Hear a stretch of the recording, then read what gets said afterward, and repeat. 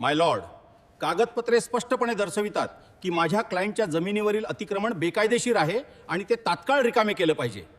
आपली 7-8 गुंठेची जमीन आहे, ती शेजारी म्हणजे आपल्या गटातल्या शेतकऱ्याने बळकावलेली आहे आणि त्यांना त्या क्षेत्राची मागणी करून सुद्धा तो आपल्याच गटातील शेतकरी आपल्याला ती मिळकत देत नाही. तो म्हणतो की माझीच जमीन आहे. अशा परिस्थितीमध्ये आपल्याला काय करावं लागेल?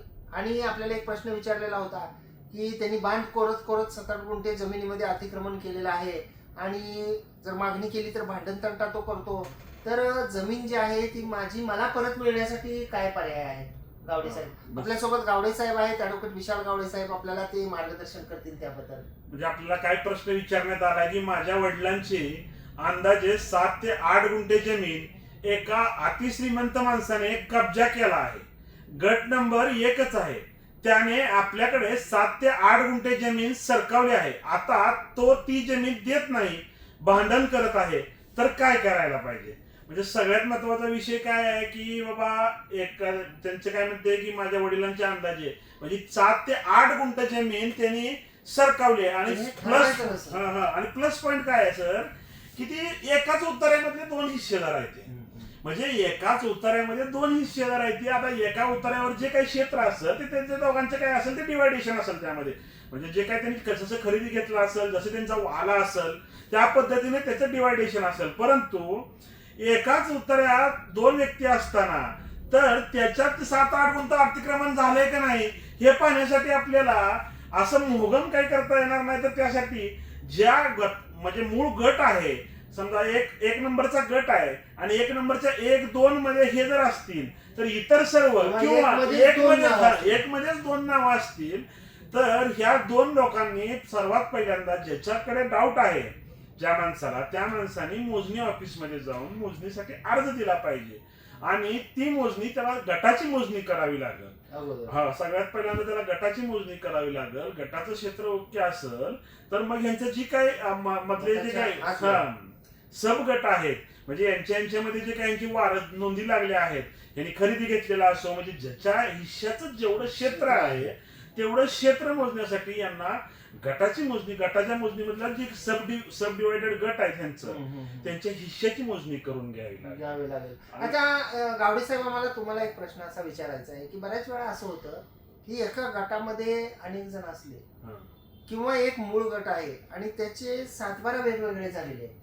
परंतु त्या गटाची गट विभाजन मोजणी जी आहे ज्याला पोट हिस्सा मोजणी आपण म्हणतो त्याच्या संदर्भामध्ये आपण स्वतंत्र व्हिडिओ पोस्ट केला होता की पोट हिस्सा मोजणीच्या संदर्भामध्ये शासनाचा स्वतंत्र GR आहे आणि तो आपण आपल्या जो प्रोफाईलवर आणि कोर्ट कचेरी युट्यूब चॅनलवर जो आपण नंबर दिलेला आहे तिथे जर मेसेज केला तर तो आपण सर्वांना फ्रीमध्ये आतापर्यंत शेकडो जणांना आपण तो GR ची कॉपी मोफत आपण दिलेली आहे. तर जर का गटातला जो शेतकरी आहे दुसरा तो संमती देत नसेल किंवा त्याचे जर 7-12 उतारे वेगवेगळे झालेले असतील म्हणजे जसं आता आपण सांगितलं की ब क ड असे जर झालेले असतील पोट हिस्से झालेले असतील आणि आपल्याला जर आपला पोट हिस्सा मोजून घ्यायचा असेल आणि जर त्या गटातले लोक संमती देत नसतील तर प्रश्न असा येतो की मोजणी ऑफिसमध्ये खूप साऱ्या अडचणी येतात. तर त्याच्यासाठी काय पर्याय आहे जर संमतीच देत नसेल तर? जर संमतीच देत नसेल आणि अतिक्रमण झालंय त्याला जर वाटत असेल तर तो आपल्याला कोर्टात त्याच्या विरोधात दावा दाखल करू शकतो. मेहरबान मोजणी होऊन मिळण्यासाठीचा दावा दाखल करू शकतो. कोणा ठरवून मिळण्यासाठीचा दावा जो आहे तो आपण न्यायालयामध्ये दाखल करू शकतो. तो दावा दाखल केल्यानंतर त्याच्यामध्ये काय ऑर्डर होऊ शकतात साधारणपणे म्हणजे आता मोजणीच्या संदर्भामध्ये कोर्ट कमिशनर नेमल त्या कोर्ट कमिशनर मध्ये ते मोजणीचे जे काही मोजणी संबंधित ऑफिस आहे त्या ऑफिसला आदेश होतील. त्या आदेशाप्रमाणे ते लोक येतील मोजतील. मग त्यामध्ये आपल्याला जे काही अतिक्रमण आहे त्यांचा जो काही रिपोर्ट येणार आहे कुठं कोर्टामध्ये कोर्टाने नकाशा पाठवतील. मग त्यावरती मग कोर्टात परत तो दावा डिसाइड होईल की बाबा याच्यात अतिक्रमण झालेलं असेल तर ते लाल रंगाने दर्शवलं जाईल त्या नकाशामध्ये. त्यामुळं आपण जर का केवळ मोहगम म्हणलं की माझं यांच्याकडे एवढं क्षेत्र आहे आणि किंवा या शेतकऱ्याकडे एवढं क्षेत्र आहे तर ते तसं कायद्यानं ग्राह्य मानलं जाणार नाही. राहिला प्रश्न भांडण तंट्याचा तर भांडण तंटा आपल्यावर काही अन्याय होत असेल तर आपण पोलीस स्टेशनला केस सुद्धा करू शकतो. परंतु हे जर का आपण असं शेजाऱ्याला किंवा आपल्या गटातल्याला म्हणत असू की माझं तुझ्याकडे एवढं क्षेत्र आहे आणि ते मला परत दे तर तसं कोणीच देणार नाही. कारण मोजणी झालेली. बरोबर आहे. मोजण्याने आधांतरी कोण देणार आहे? त्याला काहीतरी एव्हिडन्स लागेल, पुरावा लागेल ना. आणि ते जे शेतकरी आहे की ज्यांच्याकडे खरंच आपलं क्षेत्र असेल हो, हो. तर ते काय म्हणणार आहेत की हे माझ्याच हिश्श्याचं क्षेत्र आहे. बरोबर आहे. किंवा गटातच अतिक्रमण असेल, त्या शेतकऱ्याला सुद्धा कमी क्षेत्र असू शकतं सर. म्हणजे त्याची हा. जमीन पलीकडच्या दुसऱ्या दुसऱ्या शेतकऱ्याकडे शेतकऱ्यांनी गेलेली असू अतिक्रमण शकते. केलेलं असू शकतं ना. त्यामुळं गटाची मोजणी करून घेणं, गट मोजून झाल्यानंतर जर गट बरोबर असेल तर जे काही उपगट आहेत त्या गट किंवा त्याच्यातला पोट हिस्सा मोठीसा आहे त्या लोकांनी ती मोजणी वेगवेगळी लोकेशन फिक्स होईल, ते हा. क्षेत्र प्रत्येकाचं निश्चित होईल. आणि सर्वात महत्वाचं म्हणजे कोणी कोणाच्या क्षेत्रामध्ये किती अतिक्रमण केलंय याचं सगळं रेकॉर्ड सुद्धा तयार होईल. होय, होय, होय. आणि जर संमती दिली तर तिकडे आपण करू शकता अर्जाद्वारे. संमती नाही संमती दिली नाही दिली तर आपल्याला तर कोर्टाला आपल्याला जाता शेवटचा येईल. पर्याय आहे, शक्यतो शेवटचा पर्याय आहे, आपसात समझोता करावा. सर्वांनी एकमेकांना बसून, गावातले प्रतिष्ठित लोक यांच्या समक्ष बसून हे सगळे फायदे तोटे समजून सांगावे की कोर्ट कचेरी जी आहे ही लेंदी प्रोसेस असते, खूप वेळ जातो, पैसा जातो, मानसिक त्रास होतो. त्याच्यामुळे जे आहे ते या सर्व गोष्टी टाळण्यासाठी आपण आपसात बसून, कारण कुणालाही स्वतःचे जेवढं मालकीचं क्षेत्र आहे त्याच्यापेक्षा जास्त वहिवाट करता येत नाही. जर ते करत असेल तर ते कधी ना कधी परत द्यावं लागणार आहे.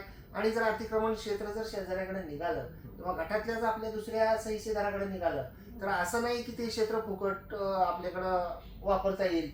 जर अतिक्रमण निघालं तर ज्याच्या मालकीचं ते क्षेत्र आहे तो त्या अतिक्रमित क्षेत्रातलं उत्पन्न सुद्धा मागू शकतो. कायद्याने त्यांना तसा अधिकार आहे. त्याच्यामुळे दुसऱ्याचं क्षेत्र आपल्याकडे जर जास्त असेल, खाजगी मोजणी करून घ्या, खाजगी मोजणीनं सेटल होत असेल विषय तर तोही आपल्याला सेटल करता येईल.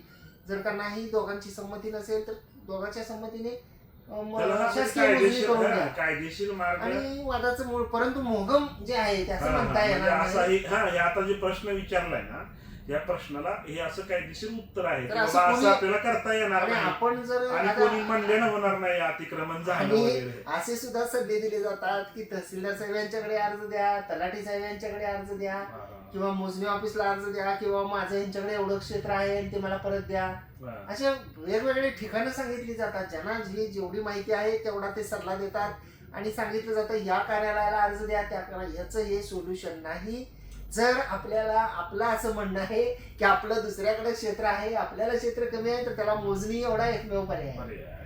अपेक्षा करतो की माहिती आपल्याला आवडली असेल आणि समजली असेल. गावडे साहेबांनी खूप साध्या सोप्या शब्दामध्ये आपल्याला ही माहिती जी आहे ती सांगण्याचा प्रयत्न केला. आणि मित्रांनो ही आपण जी चालू केलेली सिरीज आहे त्याला तुम्ही चांगला प्रतिसाद देताय आणि नाईक सर नेहमी प्रत्येक व्हिडिओ मध्ये सांगतात की आपल्याला आमच्या व्हिडिओच्या खाली जे हाईट नावाचं बटन दिसतंय त्या हाईट नावाच्या बटनाला तुम्ही क्लिक करावं, म्हणजे जेणेकरून आमचा हा व्हिडिओ जास्तीत जास्त लोकांपर्यंत पोहोचल, जास्तीत जास्त लोकांपर्यंत ही माहिती पोहोचल.